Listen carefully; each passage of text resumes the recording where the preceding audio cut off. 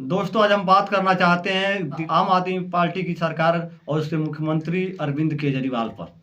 आज आपको हम बताना चाहते हैं कि जो अरविंद केजरीवाल जो दिल्ली के मुख्यमंत्री हैं, उनके तरफ से एक बयान आया है, उनके पार्टी की तरफ से बयान आया है। उनके द्वारा कहा गया है कि यदि उन्हें ईडी गिरफ्तार करती है तो वह जेल जाएंगे पर इस्तीफा नहीं देंगे।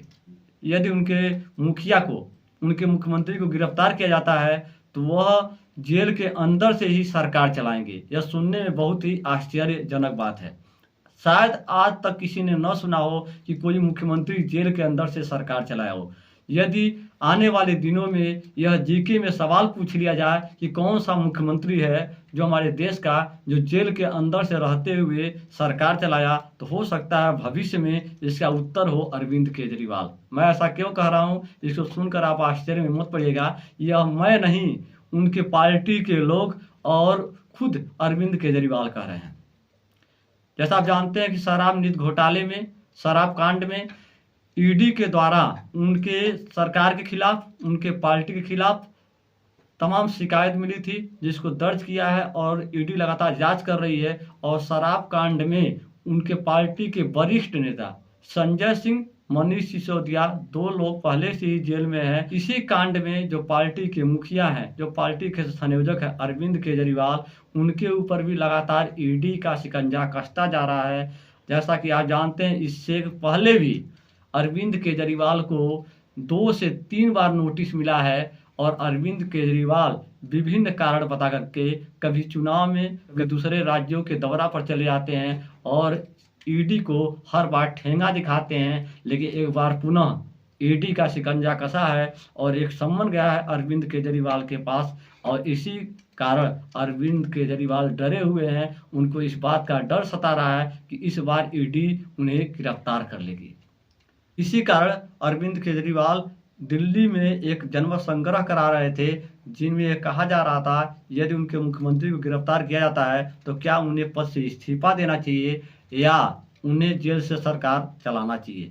यह जो जनमत संग्रह है, यह कार्य तो पूरा नहीं हुआ, इसका रिपोर्ट तो नहीं आया, लेकिन पार्टी का कहना है कि यदि ईडी उन्हें गिरफ्तार करती है तो हमारे मुख्यमंत्री इस्तीफा नहीं देंगे, जेल से ही सरकार चलाई जाएगी।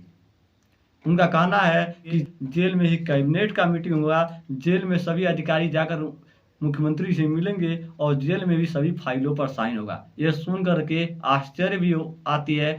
और आज के समय में जिस तरह से भारत लोकतंत्र का बहुत बड़ा नायक देश है, हंसी भी आती है कि एक मुख्यमंत्री जो जेल में रहेगा, क्या इस तरह सरकार चला सकता है। यह तो आने वाला दिन बताएगा। और जो कानून के विशेषज्ञ लोग हैं या सुप्रीम कोर्ट, वही बता सकता है क्या ऐसा संभव है। लेकिन ये सुनकर के आश्चर्य होता है कि कोई मुख्यमंत्री जेल में ही कैबिनेट का मीटिंग करेगा, जेल में ही अधिकारियों के साथ मीटिंग करेगा और जेल में ही फाइलें साइन होगी, जेल में ही उससे कलेक्टर मिलने जाएंगे। लेकिन आपको बता दें, इस देश में जो राजनेता हैं वह ऐसा लगता है कि आने वाले दिनों में कुछ भी कर जाएंगे।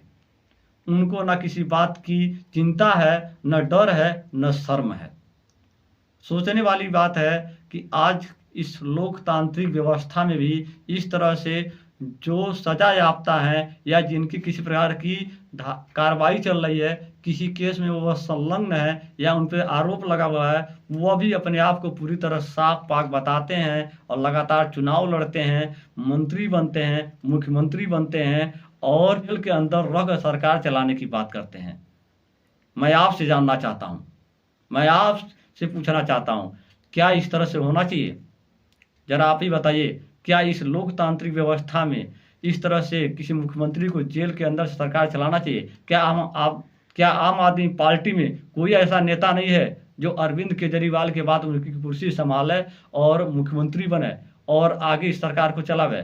जहाँ तक अरविंद केजरीवाल की बात है, ये अन्ना आंदोलन से निकले हुए भ्रष्टाचार से लड़ने वाले सिपाही के रूप में आगे बढ़े थे और दिल्ली में लगातार सरकार बना रहे हैं। लेकिन जैसे ही शराब कांड में फंसे हैं, जैसे ही इसमें रिश्वत कांड में फंसे हैं, इनके पार्टी के एक के बाद एक वरिष्ठ नेता जेल के पीछे जा रहे हैं और अब ऐसा लगता है कि अरविंद केजरीवाल का भी नंबर आ चुका है।